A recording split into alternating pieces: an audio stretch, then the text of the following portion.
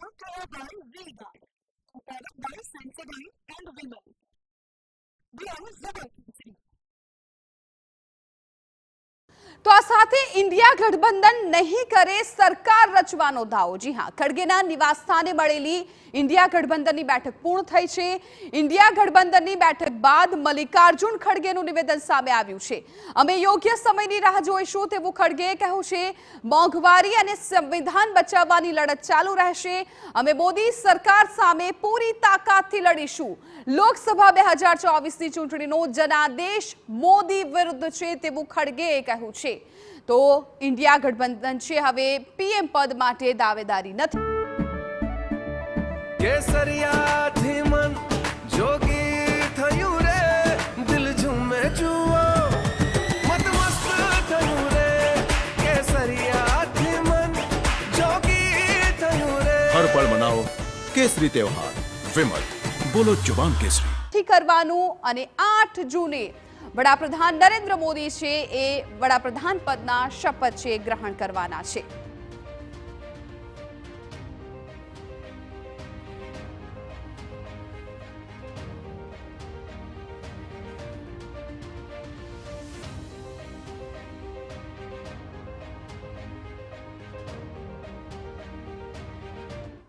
This is a mandate in defense of the Constitution of India and against price rise, unemployment and crony capitalism, and also to save democracy.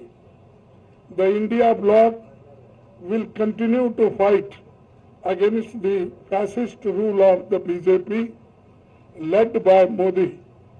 We will take appropriate steps at the appropriate time to realize the people's desire not to be ruled by the BJP's government, and this is our decision, and we all together agreed on these points. તો અમારા સંવાદદાતા કિંજલ મિશ્રા અમારી સાથે જોડાઈ ગયા છે। કિંજલ, હવે માંડ ત્રીજી વખત એનડીએની સરકાર બનવા જઈ રહી છે। 8 જૂનની તારીખ નક્કી થઈ ગઈ છે કે જ્યાં વડાપ્રધાન પદના શપથ ગ્રહણ કરવાના છે નરેન્દ્ર મોદી। આ વચ્ચે ઇન્ડિયા ગઠબંધને પણ સરકાર નથી રચવાનો તેવો દાવો કરી દીધો છે। આજે શું કાર્યવાહી થઈ શકે છે? શું અત્યારનું શેડ્યુલ હોઈ શકે છે? વિધિ, દેખો, પ્રથમ વખત એટલે વડાપ્રધાન તરીકે નરેન્દ્ર મોદી અત્યાર સુધીમાં 2 વખત જ્યાં સુધી તેમણે શપથ લીધી છે ત્યારે પૂર્ણ બહુમત સાથે ભાજપ આવી હતી। જે રીતે મોદી પરિવારની વાત કરવામાં આવી હતી, મોદી મેજિકની વાત કરવામાં આવી હતી, આ ચૂંટણીમાં મોદી મેજિક ક્યાંક મિસિંગ હતું તે લાગતું હતું। પરંતુ જે દાવો હતો 400ની સામે 250નો પણ જે આંકડો છે તે બીજેપી ક્રોસ નથી કરી શક્યું। પરંતુ જે પ્રકારે ચૂંટણી પહેલાં જે ગઠબંધન થયા હતા, ખાસ કરીને નીતિશ કુમાર સાથે અને ચંદ્રબાબુ નાયડુ સાથે, તો એ ગઠબંધન, આ બંને નેતાઓને એનડીએના ગઠબંધનમાં લાવવું એ ભાજપ માટે અત્યારે ખૂબ જ કહી શકાય કે ફાયદાકારક છે, તે સાબિત થયું છે। ગઈકાલની વાત કરવામાં આવે તો ગઈકાલે જેમ આપે પણ કહ્યું તે પ્રમાણે જે સવારથી બેઠકોનો દોર હતો તે ચાલ્યો હતો। એનડીએમાં પ્રસ્તાવ હતો તે પારિત થઈ ચૂક્યો છે એનડીએના ઘટક દળોમાં કે તેમના જે નેતા છે તેમની તરીકે તે નરેન્દ્ર મોદી પર ફરી એકવાર વિશ્વાસ મૂકી રહ્યા છે। એ જ કારણ છે કે વડાપ્રધાન તરીકે ત્રીજી વખતે શપથ છે તે નરેન્દ્ર મોદી લેવા જઈ રહ્યા છે। પરંતુ ગઠબંધનની સરકારમાં વડાપ્રધાન તરીકેની શપથ છે તે આજે પહેલીવાર લેવા જઈ રહ્યા છે।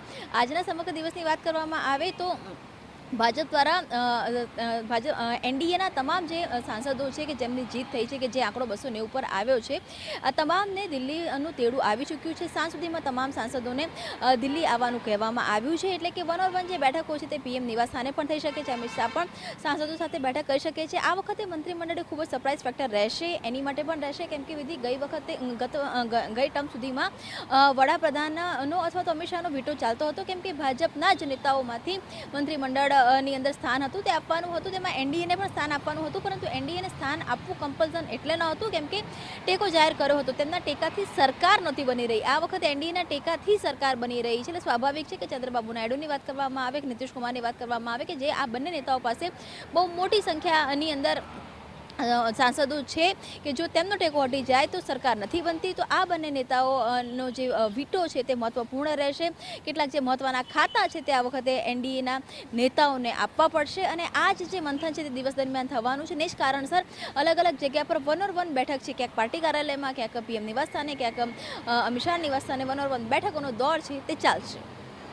આભાર સમગ્ર માહિતી બદલ. તો આજે બેઠકોનો દોર શરૂ થઈ જશે ને તમામ એ સાંસદો કે જેઓ હવે શપથ લેવાના છે, તમામને દિલ્હીનું તેડું પણ આવી ગયું છે અને 8 તારીખ કે જ્યારે નરેન્દ્ર મોદી છે વડાપ્રધાન પદના 3જી વખત શપથ લેશે અને આ સાથે જ જવાહરલાલ નહેરુનો જે રેકોર્ડ હતો એ રેકોર્ડની બરાબરી વડાપ્રધાન નરેન્દ્ર મોદી કરશે. પરંતુ આ વચ્ચે ઇન્ડિયા ગઠબંધન પર સરકાર રચવાનો દાવો તેમણે પણ નથી કર્યો.